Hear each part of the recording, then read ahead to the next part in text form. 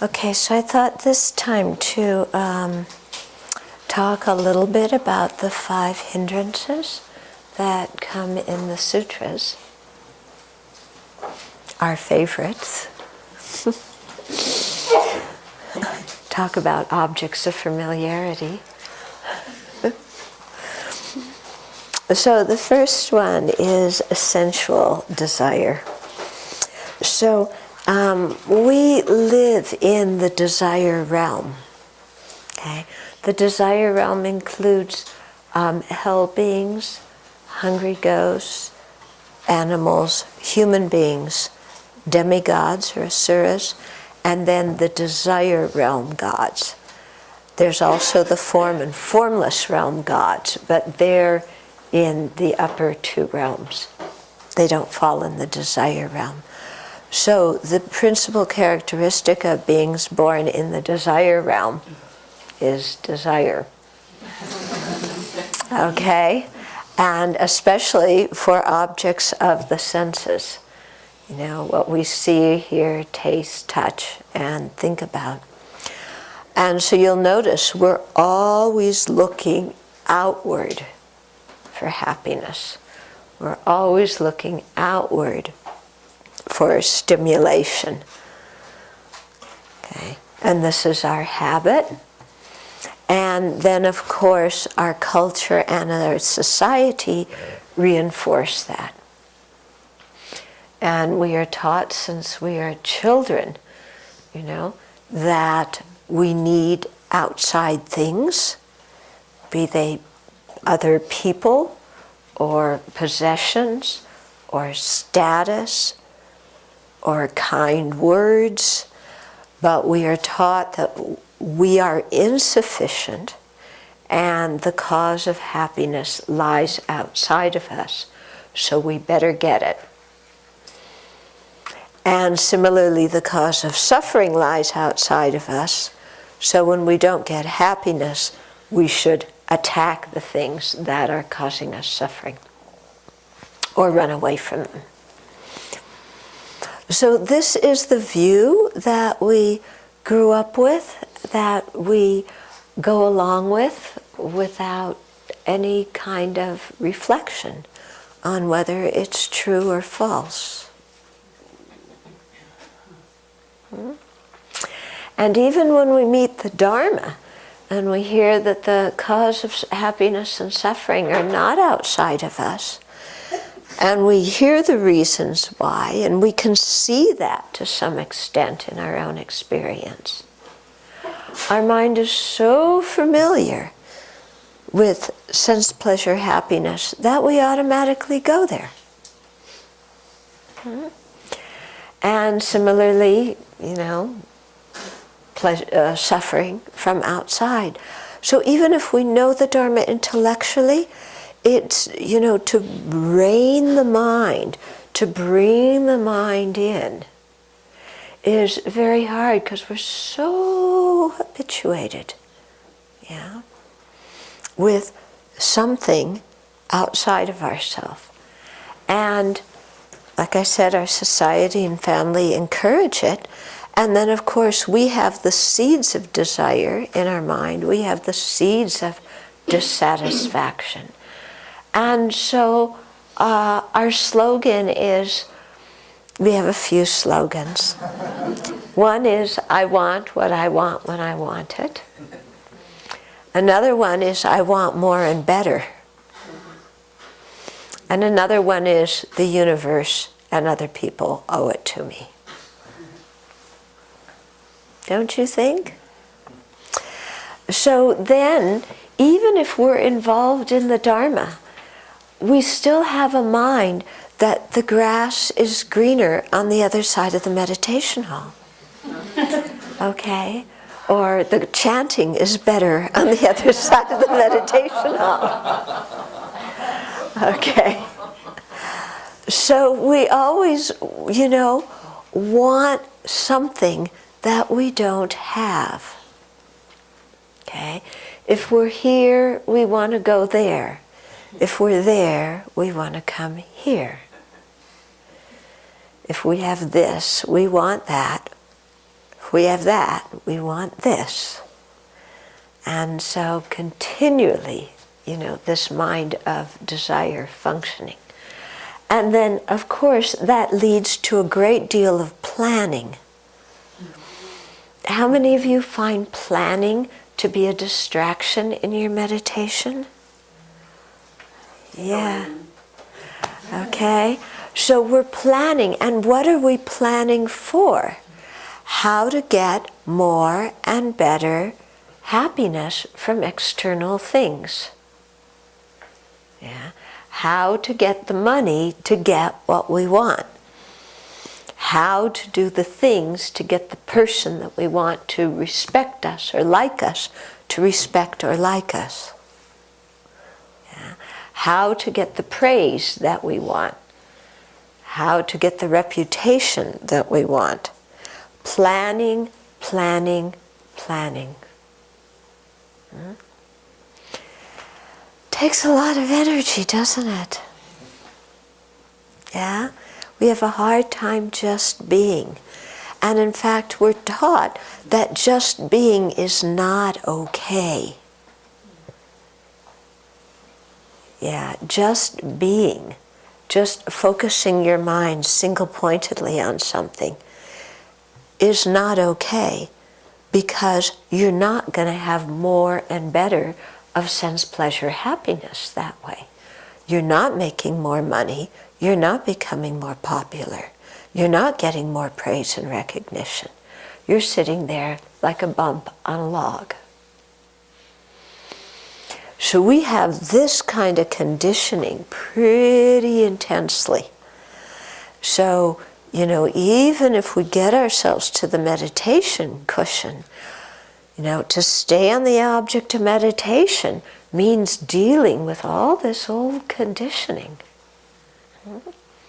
And sometimes just getting to the meditation cushion is hard, because there's such a good movie on TV, and we've been waiting years to see this, and we can watch it with our best friend, and how nice that's going to be.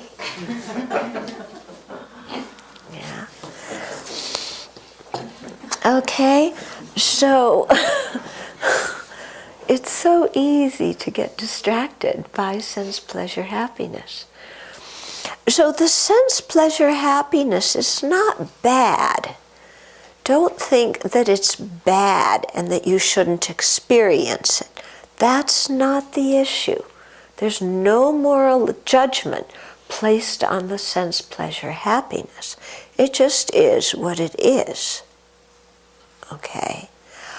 The difficulty is our clinging to it, is our craving for it. That's the problem. So don't get into this thing that the body is evil and physical desires are evil and the work of the devil and this kind of stuff, okay? Yeah, it just is what it is. But to really see that the craving and clinging for it, that is what gets us into trouble. Because that takes us away from our Dharma practice. Or even we sit down to practice the Dharma. It takes us away from our meditation object. It takes us away from the book that we're reading. It takes us away from the Dharma teaching we're at, because our mind is in la-la land with sense pleasure deluxe. Not even deluxe sometimes. Just anything that's a little bit better than what I have now will do. Okay? So we're complete like automatons. We have the ability to make decisions, but so often we don't make decisions. We just go on automatic and let this mind of desire and dissatisfaction run the show.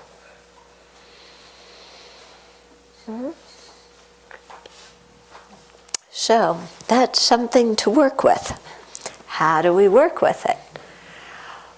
Well, first of all, we have to see its faults. Until we see the faults of chasing this desire and chasing sense pleasures, we're not going to have any wish to do anything with it. Okay? So we really have to meditate quite consistently on the faults of sense pleasure. So then you're going to scratch your head and say, what are the faults? I don't know any faults. As my generation says, if it feels good, do it. Yeah? What are the faults of it? And so here's where we have to see, how it takes us away from our practice, how it creates dissatisfaction. Now, why aren't we already enlightened? Because we never generated renunciation, bodhicitta, and the correct view. Why haven't we generated those before? Because we've been too busy chasing sense pleasure happiness. So then we have to ask ourselves, okay, I've been doing this since beginningless time. Do I want to do it again, yet another lifetime? No? Is this how I want to spend my time? And then to also ask ourselves, even if I get what I want, is it going to make me happy? And here, I think it's very helpful to think back on our previous experiences. Now, and remember all the times when we've chased after some kind of sense pleasure. And what was the result of it? Yeah? You want chocolate brownies, and you get your chocolate brownies, and you eat them, and then... Yeah? Yeah. So, what's the result of it? We do all these dances to get somebody to like us, to convince them that we're really the one that they want to be with. And we've done that many times. We've hooked other people. And where has it gotten us? Are you with those people now? Yeah. Even if you are, is it everlasting bliss? So we have to look, just look at our own experiences. Now, when we've run around trying to, achieve a certain status or a certain recognition, or get somebody to say some kind words to us. Do you know how we kind of manipulate the situation so somebody else will say something nice that we want to hear? Yeah? Are you good at that? I'm very good at that. The other people don't always comply and say the nice things, But I'm well trained in how to manipulate. Okay, but where does it get us when they say those things? Does it really bring the peace that we want? Yeah, the internal harmony. Okay, so sometimes when we start doing this kind of exploration, especially at the beginning, there's a big feeling of sadness, like, you're taking away all my happiness. Everything I used to rely on for happiness doesn't work. You're taking it away. Okay? And we get restless. We get kind of mad at the Dharma. We get depressed. All my happiness is going. What's left? What am I going to do with my life? And so that kind of mind comes up because we aren't yet well trained in the Dharma. We don't yet have an understanding of what liberation is, of what nirvana is. The more we learn and get some understanding of what liberation is, what nirvana is, what serenity is, what insight is, what the Buddha's realizations are. In other words, the more we get, the clearer is our understanding of where we want to, what we want to transform our mind into.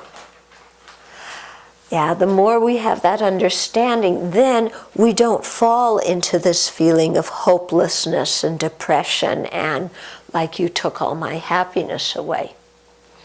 But instead, we realize that sense pleasure happiness is grade double Z.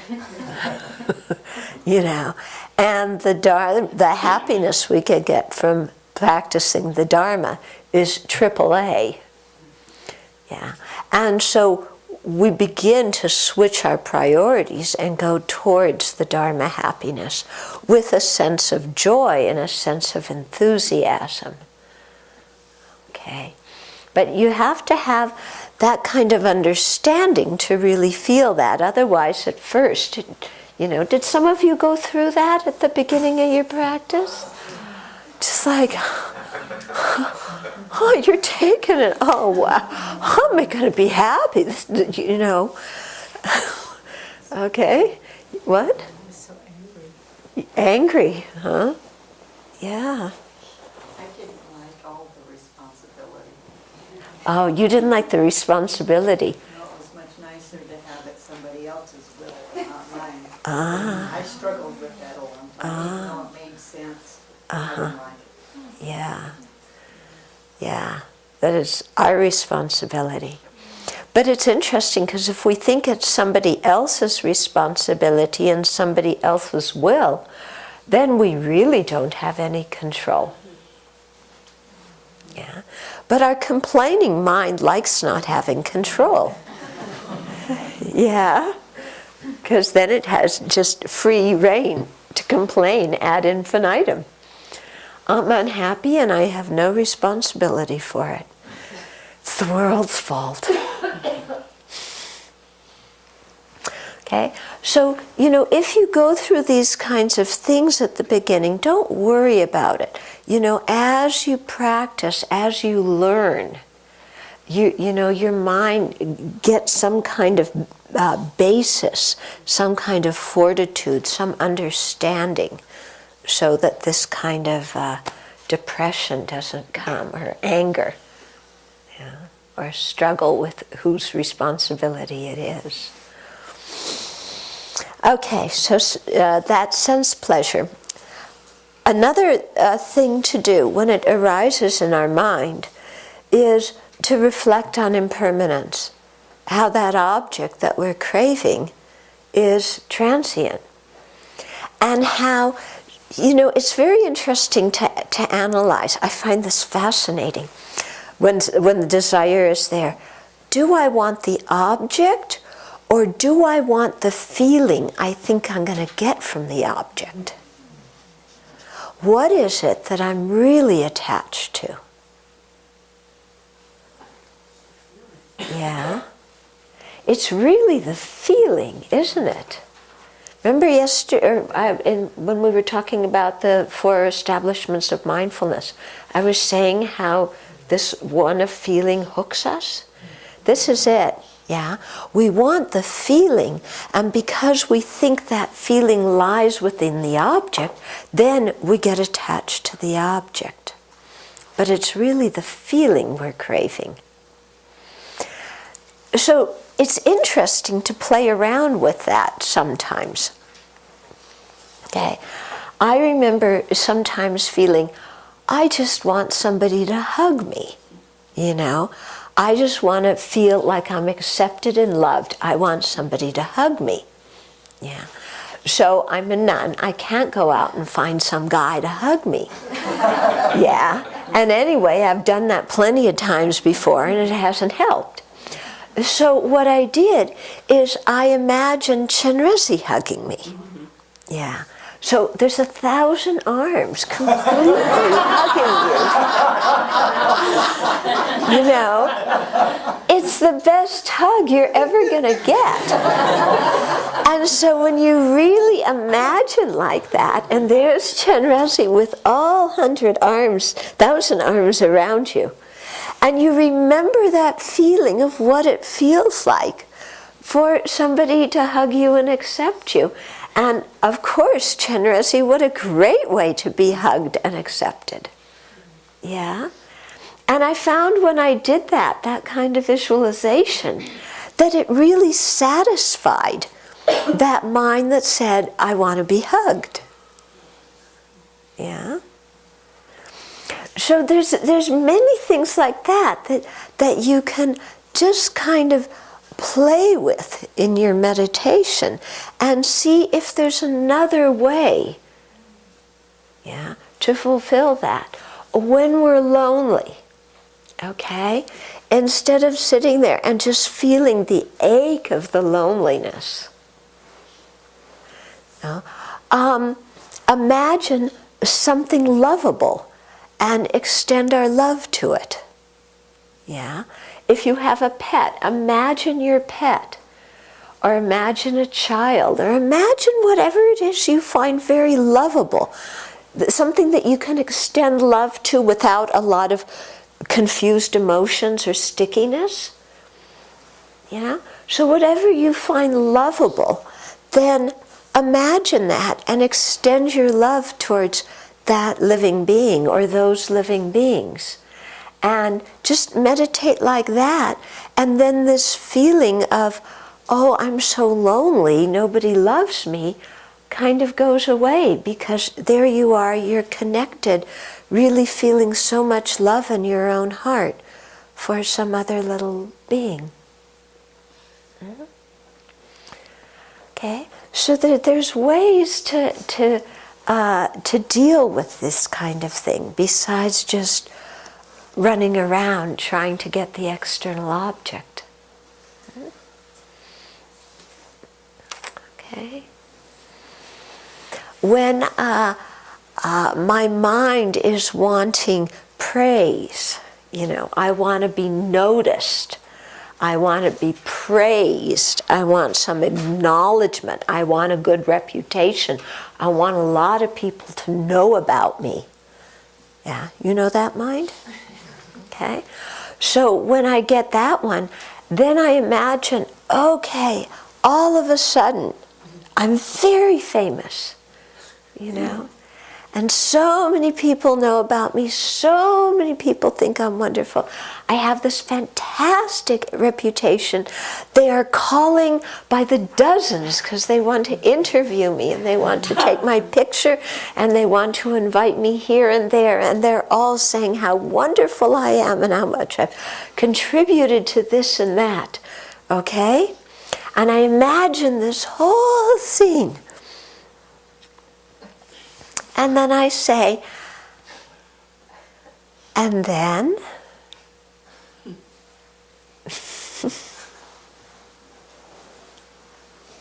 Yeah. My teacher, sometimes you'd go to talk to him, and you'd say something, and then he'd just look kind of quizzically, and he'd go, then? So this is the same kind of thing. You have the whole thing, and then you say to yourself, then? Then? Then? What's it going to do for me? Yeah? What's it going to do for me? Not much. Actually, it's much nicer not to be famous. It's much nicer just to be satisfied, to do your thing, to help sentient beings as you can, and be content with that. You know, being famous is really kind of a ruckus.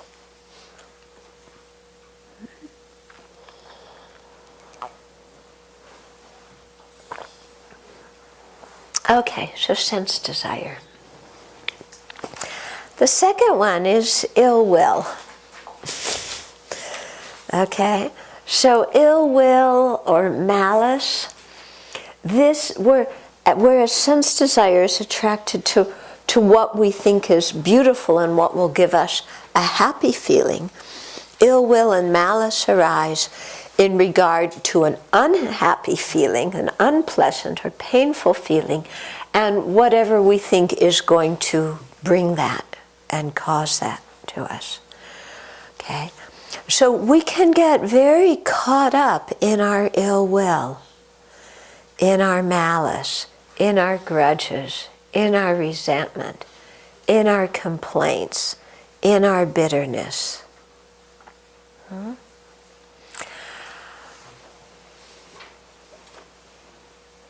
And sometimes, our society really encourages that too. Somebody wronged you. You should be mad at them.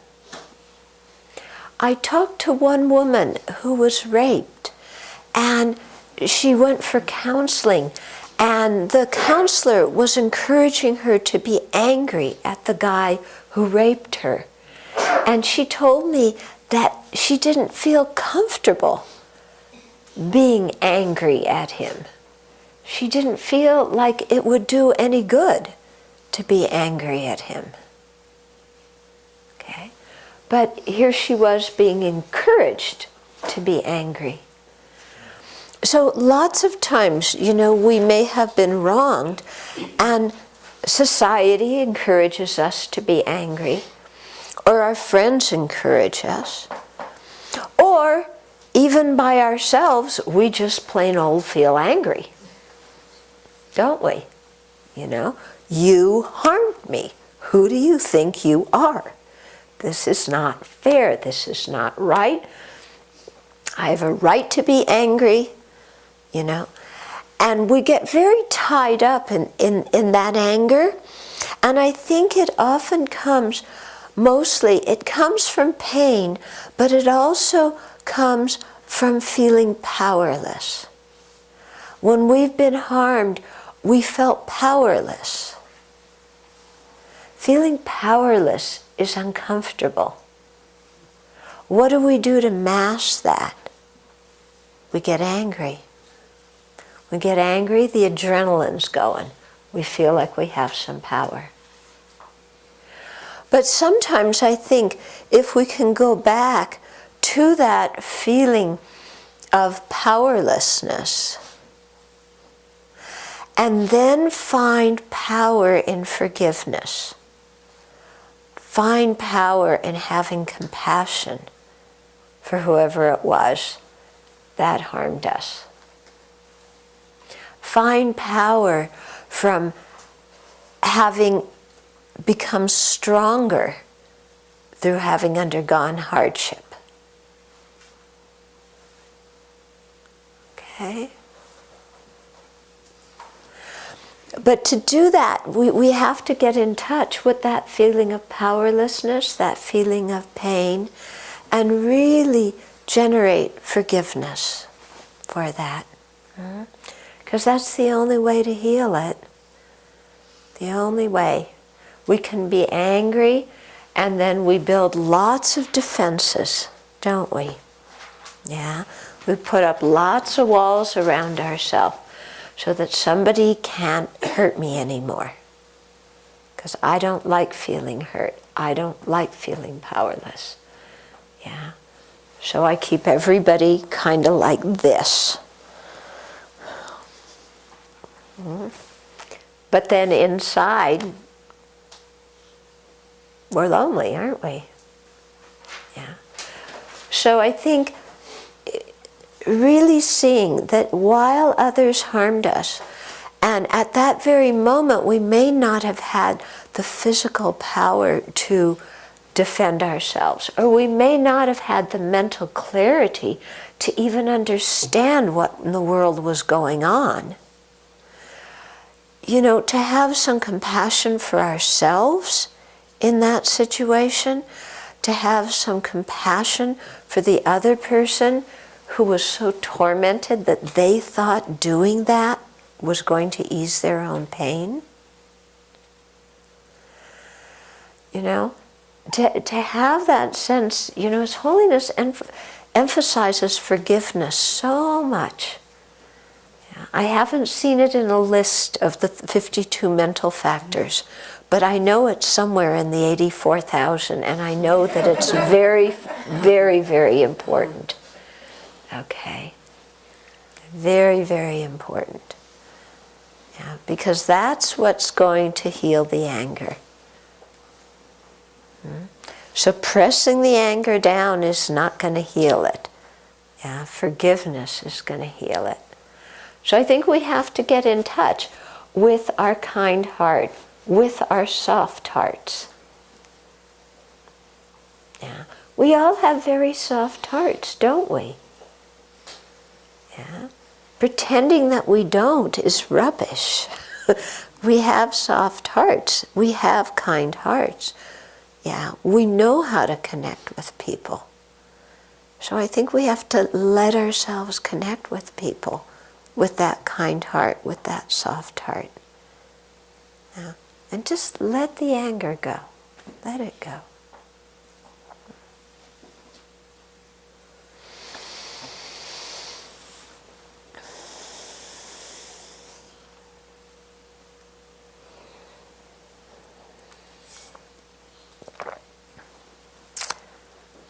Okay, then the next one is dullness and drowsiness.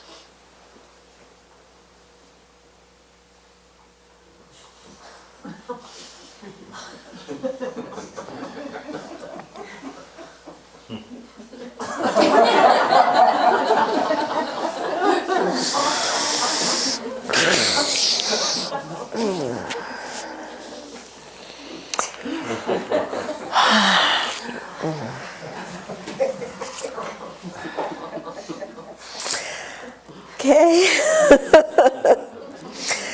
So, dullness is just that. The mind is dull. This is kind of the boredom that we were talking about yesterday. It comes from boredom. Yeah. I want something exciting. I want something that's going to activate my attachment. If not my attachment, then something that's going to make me angry. Just something. Yeah. But there's nothing. So boring. Yeah. So that kind of dull mind, that slips into laxity, into lethargy. Your meditation is just blah. And your attitude towards your meditation is also blah. Okay? It's kind of a discouraged mind, isn't it? Like, this just isn't working and I can't do it. And anyway, I don't know if I want to do it. It's so boring, just, focusing on the Buddha all the time. We're focusing on the breath all the time. In, out, in, out. What else is new? Yeah. So, I think we have to laugh at that mind just as we're laughing at it right now, to really laugh at that mind. And so the antidote to that is to really see our precious human life and how much good fortune that we have. How rare it is to have this life, how fortunate we are. Also to think about the qualities of the Buddha, Dharma, and Sangha. To do those 3 recollections or 3 practices of mindfulness on the Buddha, the Dharma, and the Sangha, remembering their qualities, imagining what it would be like to be a Buddha, to be an Arya Sangha, to have the Dharma in our mind stream. Imagining that. And then, then we feel very uplifted. We feel encouraged. We feel that sense of purpose again. It's very important when your mind feels down. I used to think that when my mind felt down, I should meditate on death and impermanence to give me some energy. Yeah, that was my natural way of thinking. But then when I listen to the teachings, they say, no, you meditate on death and impermanence when your energy is too high to bring it down. When your energy is low, you don't meditate on something that's going to make it more lower and sober. You meditate on something that's going to raise it, like really thinking about our precious human life. Okay? About the qualities of the Buddha, Dharma, Sangha, about our Buddha nature, our potential to become fully enlightened. Okay? So we know how to make our mind uplifted. So this kind of skill, you see here with all these hindrances and the antidotes to them, is we really need some skill. We need to become a doctor to our own mind. What am I feeling? What is the thought going on or emotion going on in my mind? What is the antidote to that if the emotion is something that is a disturbing emotion? What is the antidote to that? And then to call that antidote up, bring that into the mind, focus the mind on it. Okay, so this is clearly going to take some practice, isn't it? Because first we have to tune into what's going on in our mind. And so often we are unaware of that because we're so focused on the outside. So we need to learn to check, what am I feeling? And to be able to identify it on a feeling level, and also to be able to give it a name. Yeah? So to identify it, and then to think, then to assess, is this a useful mental state or a counterproductive mental state? Then we have to discriminate. Is this something to cultivate or something to abandon? If it's something to cultivate, then we cultivate it.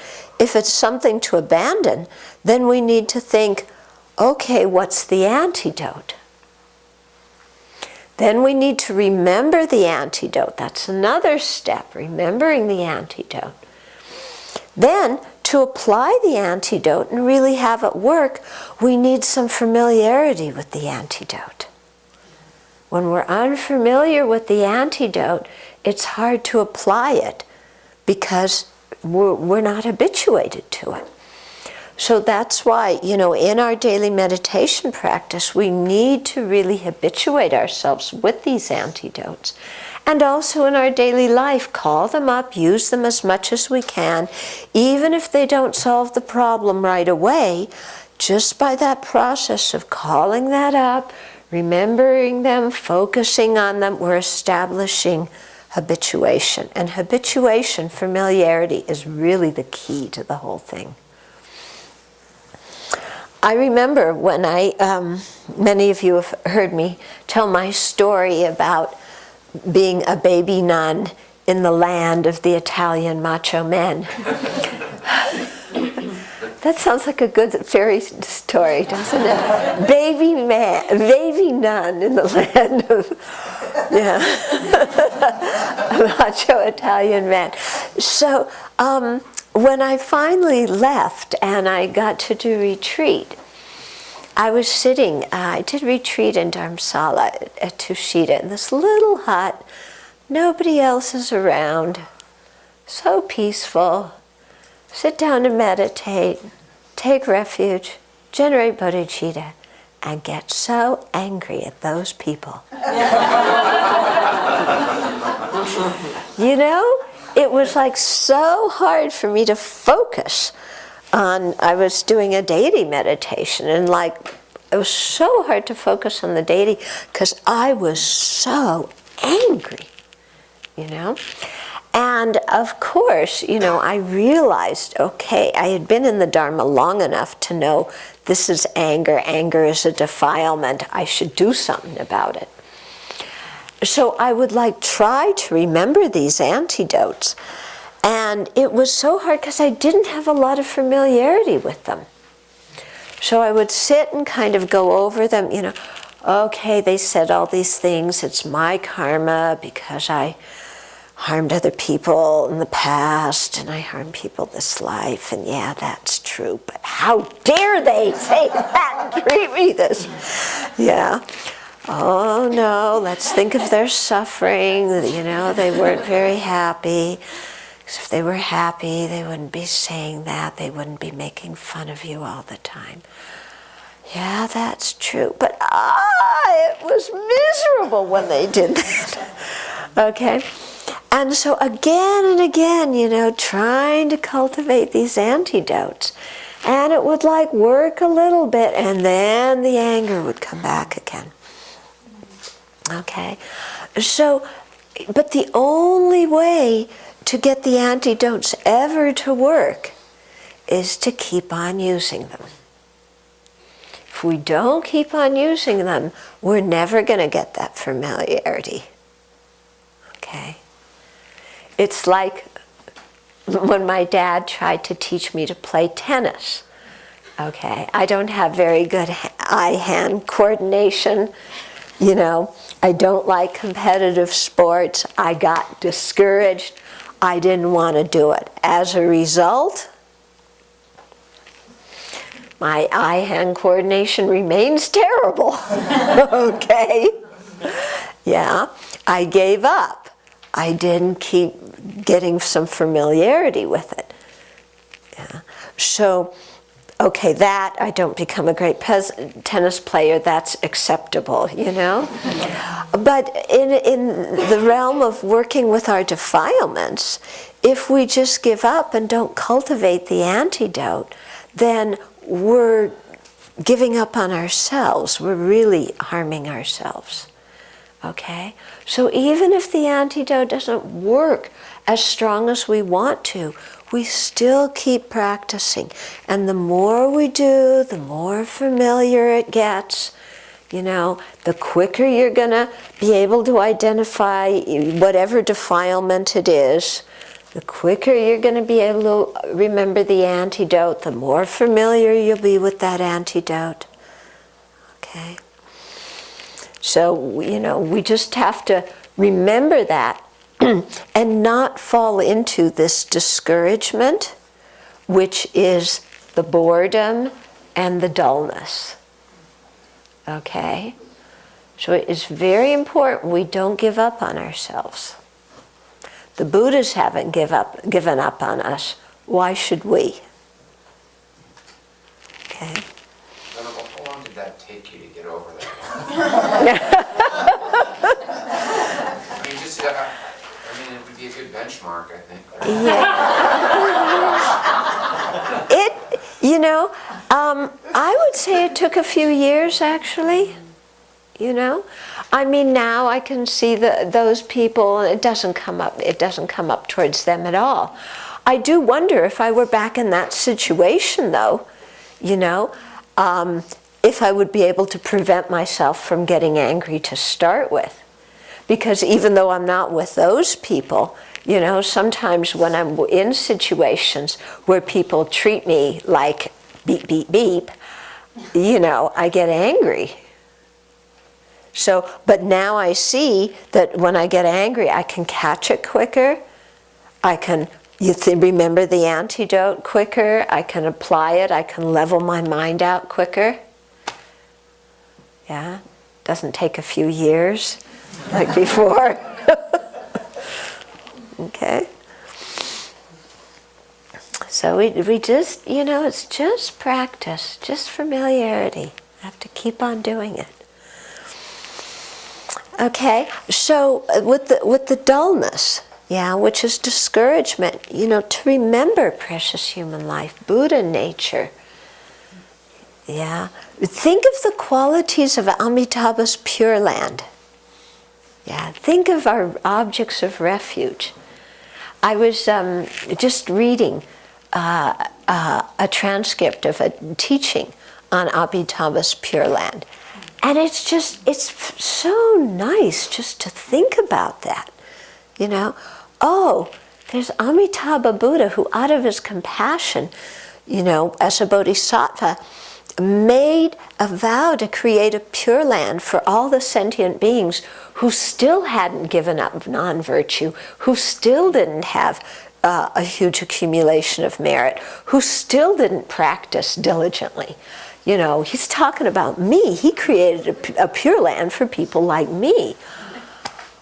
Whew, okay, and then you imagine being in Amitabha's Pure Land. Everything around you is a Dharma teaching. The wind blows through the leaves. It's a teaching on impermanence. Yeah, the sun shines on the pond. It's a teaching on emptiness. You see different beings, your Dharma brothers and sisters. It's a teaching on love and compassion, and just thinking, how wonderful that would be to be in an environment where everything's so conducive. Wow, relax. Yeah. So it makes your mind feel happy, makes your mind feel joyful. Okay. Then you aspire, I could be born in Amitabha's Pure Land. And then you think, why should I wait until I die? Why not look around me right now, and when the wind blows through the trees, see that as a teaching on impermanence? Why not now, when I go in the bathroom and see a reflection in the mirror, think of that as a teaching on emptiness? Why not now, when I see the people around me, think it's a teaching on love and compassion? Yeah. Why wait till I die to be born in Amitabha's Pure Land? Let's do it now. Okay? So in that kind of way, you encourage yourself. You pull yourself out of that dullness. Okay? The other part of that one is we need to stop so that we have some time to do some meditation right now. The other part of it is drowsiness, so we'll just, do a session of sleep here. Okay, we'll continue this tomorrow morning. Yeah, but let's have another session time.